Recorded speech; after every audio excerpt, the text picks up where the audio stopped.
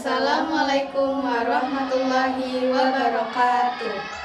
Kami dari Universitas Muhammadiyah Profesor Dr. Hamka, Prodi Bimbingan dan Konseling, ingin melakukan praktek teknik khusus dalam konseling, merupakan teknik kontrak, di mana saya Nurul Alia sebagai konseling dan teman saya Nisa Salsabila sebagai konselor. Oke. Assalamualaikum Kak. Waalaikumsalam. Bagaimana kabarnya? Alhamdulillah baik. Namanya siapa? Nama saya Nurul Alia. Nama kamu Nurul. Oke. Nama saya Anissa. Kamu boleh panggil saya Anissa. Begitu juga aku manggil kamu apa? Nurul boleh. Nurul boleh. Oke. Kira-kira datang ke sini ada apa nih? Dari raut wajahmu terlihatnya seperti ada suatu permasalahan yang ingin disampaikan. Iya Kak, akhir ini tuh aku pusing banget kan, gara-gara suka diomelin sama mama gitu, karena suka kesiangan bangun sholat subuh, juga kadang tuh suka mepet waktu sekolah gitu. Jadi aku suka diomelin, padahal menurut aku tuh malam tuh udah bebersih gitu biar mama senang, tapi ternyatanya diomelin gitu. Jadi kalau malam itu aku suka bebersih dulu gitu sampai rumah tuh bersih, baru aku tuh bisa tidur. Aku nunggu orang-orang tidur dulu baru aku bebas buat ngebersihin rumah itu Kak. Tapi mama tuh kayak bukannya kayak berterima kasih sama aku, tapi malah marah-marah gitu. Tapi emang karena aku juga suka banget telat sih Kak, kayak gitu. Jadi kamu ini punya kebiasaan ya. Emang biasanya itu kamu kebiasaan itu sering dilakuin jam berapa? Sesudah orang-orang udah pada tidur Kak, biar gak pada berantakan lagi. Sekitar jam berapa sering? Sekitar jam 11 atau jam 12. Oh, lumayan lama ya. Terus yang biasanya kamu bersihin itu sekitar kamu aja apa satu rumah kamu bersihin, kayak ruang tamu, pokoknya yang di luar kamar kamu bersihin, apa hanya di kamar kamu saja? Semua rumah sih Kak. Satu isi rumah. Satu isi rumah.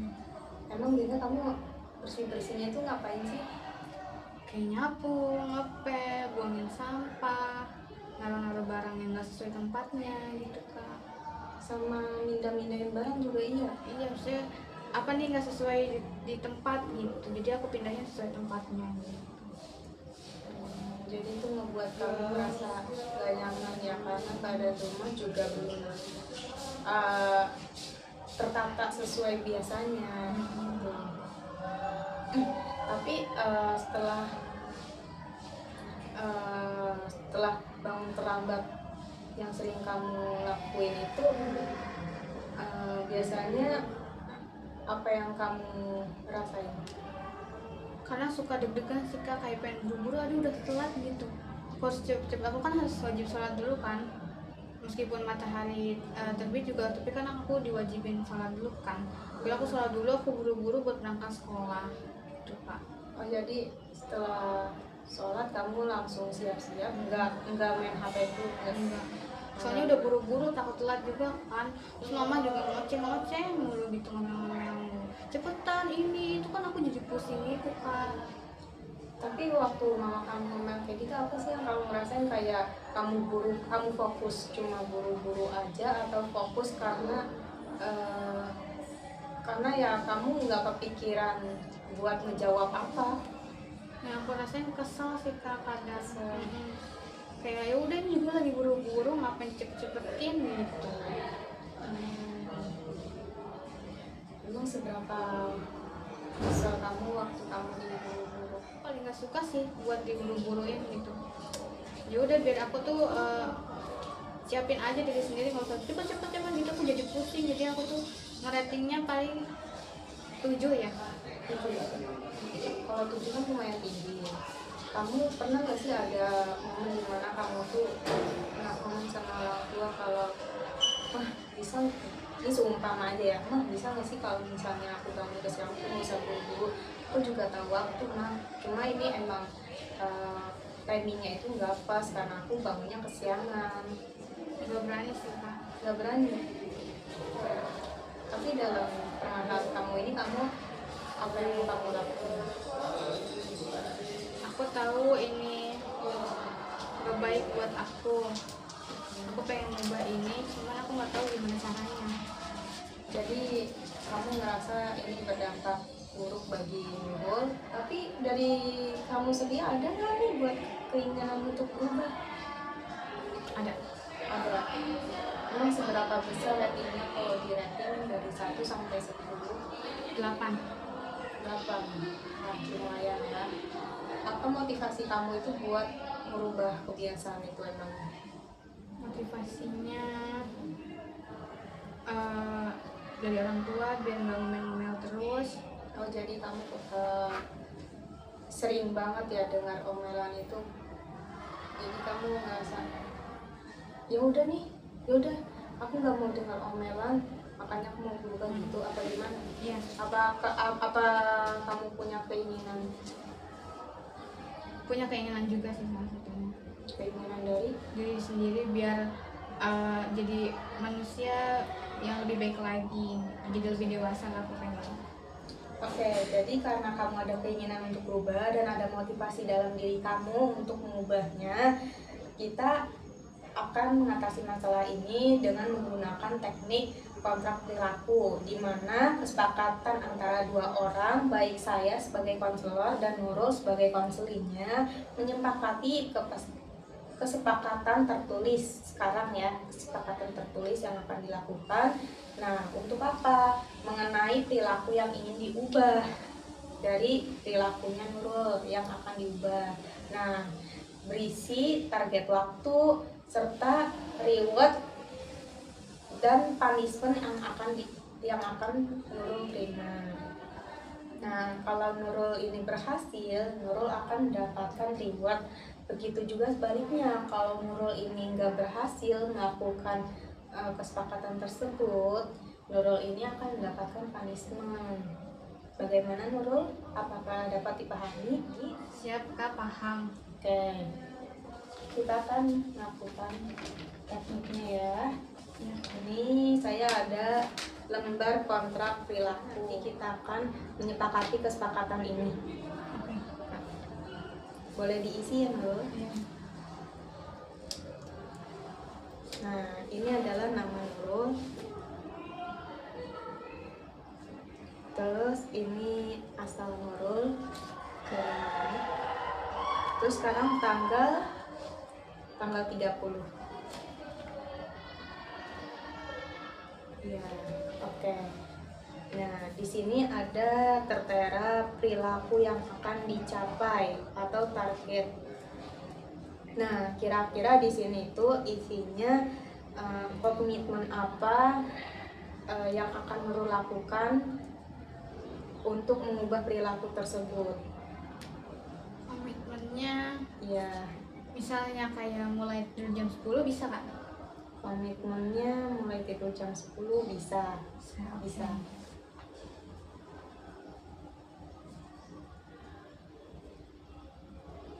Oke.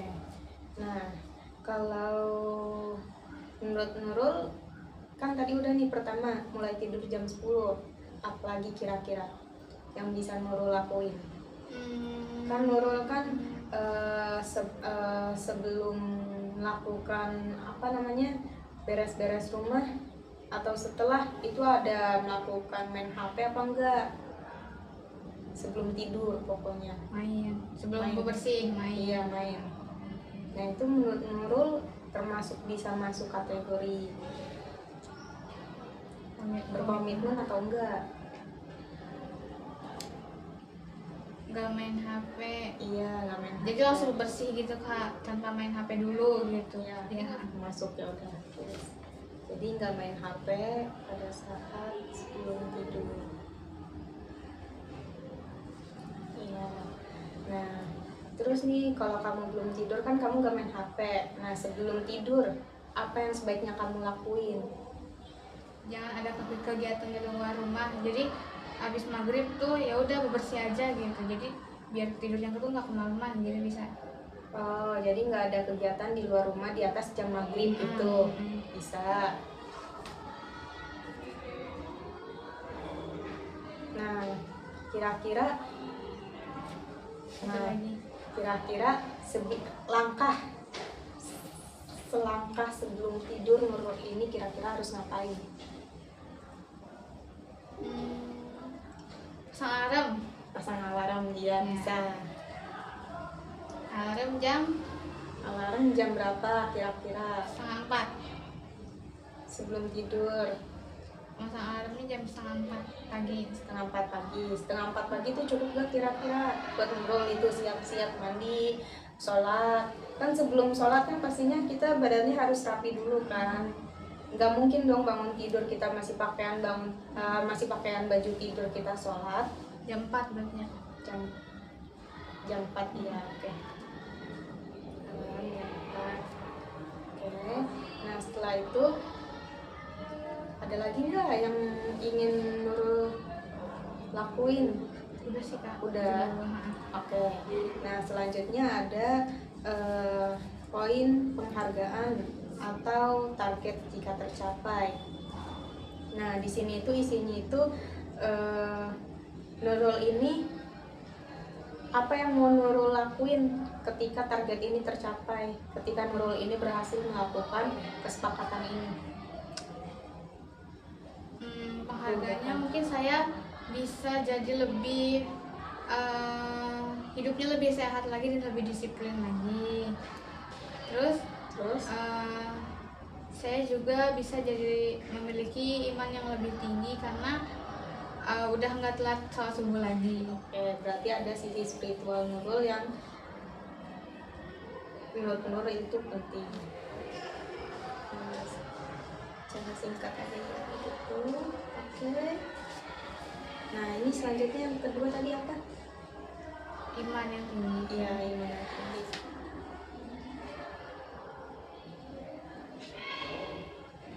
Oke. Nah, terus ada poin di mana konsekuensi.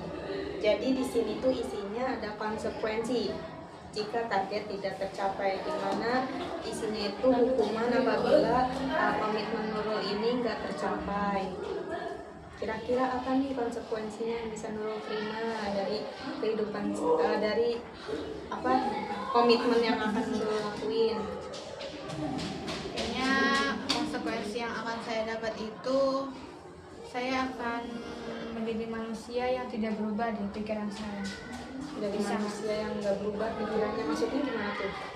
Kayak kan saya udah nggak bikin komitmen, tapi kok saya nggak bisa ngelakuinnya. Jadi saya kayak menantang diri saya, kalau kamu nggak ngelakuin komitmen ini, berarti kamu orangnya nggak gampang berubah, nggak bisa berubah jadi lebih baik. Oh iya, benar, bisa. Jadi konsekuensi ya, konsekuensi saya menjadi manusia yang nggak berubah. Oke. Terus di sini selanjutnya ada poin monitoring dan evaluasi, di mana isinya tuh ada yang pertama ada kemajuan yang dipantau oleh saya, konselor, dan orang tua kamu, mau itu orang tua wali maupun orang tua sah. Tulis. Jadi ya tulis konselor dan orang tua. Terus di poin bawahnya ada evaluasi yang dilakukan. Nah, kamu ini mau evaluasi, di sini kan ada evaluasi ya yang akan dilakukan. Nah, itu dalam berapa kali sekali kamu mau evaluasi ini dilakuin? Oleh orang tua. Kalau kamu kan ke saya kan jauh ya. Nah, kamu itu mau oleh orang tua atau mau sama saya juga? Mungkin kalau sama orang tua itu seminggu sekali. Jadi seminggu sekali dengan orang tua. Oke, nah nanti nih cara monitoringnya itu nanti saya akan memberikan lembar kegiatan bangun paginya Nurul yang akan dipantau oleh orang tua. Nah, di situ nanti ada tanda tangan orang tua. Jadi setiap kamu bangun pagi itu orang tua harus tanda tangani. Ya. Nah, di sini ada tanda tangan para pihak, di mana ada konseli, guru BK atau konselor, begitu juga orang tua wali, orang tua atau wali. Nah, jadi lembar ini Jadi lembar ini itu diketahui oleh orang tuanya Nurul. Jadi ada pihak ketiga. Saya sebagai konselor, Nurul sebagai konseli, begitu juga orang tuanya Nurul yang akan menandatangani ini. Nah, sebelum itu kita akan menargetkan pencapaian kontrak perilakunya. Nurul kira-kira butuh berapa lama? 1 bulan. 1 bulan. Satu 1 bulan bulan cukup. Apa 3 minggu? 1 bulan aja cukup. 1 Nyoba. bulan. Oke. Boleh ditulis 1 bulan. Oke, 1 bulan. Nanti pertemuan bulan selanjutnya nanti dikumpulin. Nah, sekarang nih ada pernyataan yang kamu harus baca secara jelas. Oke. Boleh dibaca? Dengan menandatangani formulir ini, saya menyatakan bersedia melaksanakan kontrak ini dengan penuh kesadaran dan tanggung jawab. Dokumen ini dibuat dan disepakati dalam tahap 1. Oke. Boleh? Saya bertanda tangan ya, konselor. Terus Nurul di sini. Oke, nanti ini Nurul boleh bawa surat ini, lembar surat ini, formulir ini, kasih ke orang tua. Pokoknya orang tua ini harus mengetahui lembar formulir ini ya. Nanti Nurul minta tanda tangan. Begitu juga setelah ini saya akan memberikan lembar monitoring orang tua. Oke.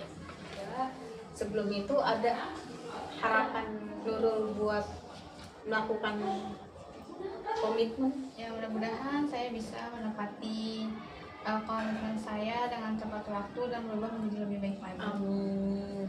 Oke, semangat ya untuk melakukan komitmennya. Terima kasih, Kak. Iya.